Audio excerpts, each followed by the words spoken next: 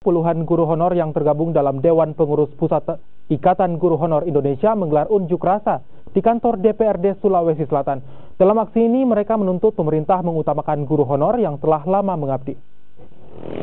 Puluhan guru honor yang berasal dari sejumlah daerah di Sulawesi Selatan mendatangi gedung DPRD Sulawesi Selatan untuk menyuarakan aspirasinya pada Jumat kemarin.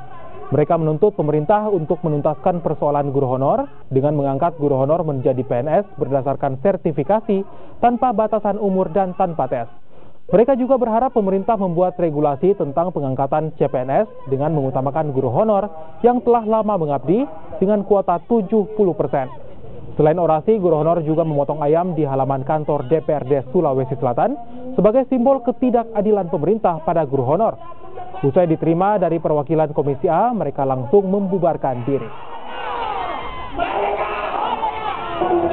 Hari ini ada dua visi yang kami bawa. Yang pertama adalah yaitu K2 dan yang kedua adalah kami mohon kepada pemerintah pusat agar supaya teman-teman guru yang sudah sertifikasi dan pasti khususnya di swasta itu diberikan kuota dalam rangka untuk pengangkatan PNS. Kenapa?